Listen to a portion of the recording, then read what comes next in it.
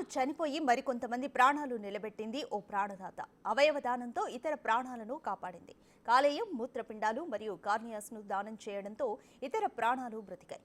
విజయవాడకు చెందిన 54 ఏళ్ల ఎం సరస్వతి ఇటీవలే రోడ్డు ప్రమాదంలో మృతి చెందింది. బ్రెయిన్ డెడ్ అని వైద్యులు ప్రకటించారు. అయితే అవయవ దానం చేయాలని, దీంతో ఆమెను మంగళగిరి ఎయిమ్స్ వైద్యులు అడగడంతో వారి కుటుంబ సభ్యులు ముందుకొచ్చి అవయవ దానానికి సహకరించారు. దీంతో శస్త్రచికిత్సతో అవయవ దాన మార్పిడి విజయవంతంగా నిర్వహించారు. ప్రభుత్వం ప్రకటించిన విధంగా అవయవ దానం చేసిన వ్యక్తులకు ప్రభుత్వ లాంఛనాలతో గౌరవంగా మృతదేహాన్ని పంపించారు.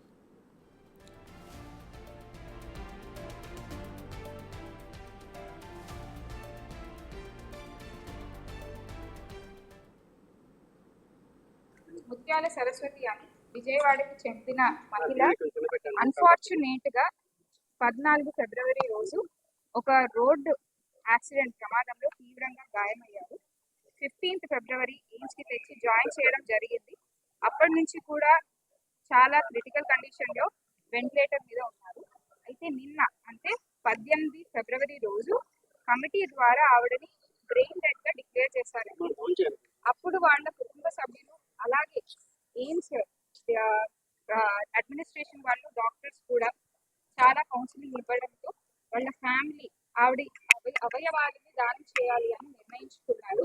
సో ఇంత పెద్ద డెసిషన్ ని తీసుకున్నందుకు వాళ్ళ ఫ్యామిలీకి కృతజ్ఞతలు, అలాగే కౌన్సిలింగ్ ఇచ్చిన ఎయిమ్స్ వాళ్ళకు కూడా మనం చాలా ధన్యవాదాలు చెప్పుకోవాలి. మనందరికీ తెలుసు, ఒక పక్క ఆవిడ కోల్పోయిన బాధలో ఉన్న ఎంతో మందికి ఎన్నో జీవితాలను ఇవ్వడానికి వాళ్ళు ఇంత పెద్ద మంచి ఆలోచనతో ఈ స్టెప్ తీసుకున్నారు. అయితే నాకు ఇక్కడ ఏం చెప్పారంటే, ఆవిడ 2 కిడ్నీలు, ఒక లివరు, ఇంకా 2 కళ్ళని కూడా దానం చేశారు. అయితే ఇది మణిపాల్ హాస్పిటల్ ఇక్కడ మనకి ఏదైతే ఉందో తాడేపల్లిలో, అలానే ఎయిమ్స్ మంగళగిరిలో ఒకటి, and LV Prasad eye institute వాళ్ళకి కూడా 2 కళ్ళని దానం చేశారు. సో ఈ సందర్భంగా 2024 ఆగస్ట్ నెలలో మనకి గవర్నమెంట్ జియో ప్రకారం ఇలా అవయవాలని దానం చేసిన వాళ్ళకి ప్రభుత్వ లాంఛనాలతో వాళ్ళకి వీడుకోలు తెలపాలని మనకి ఉంది. అందుకని గుంటూరు జిల్లా district collector and district magistrate ma'am ఆథరైజేషన్తో ఇక్కడికి సబ్ కలెక్టర్గా నేను రావడం జరిగింది.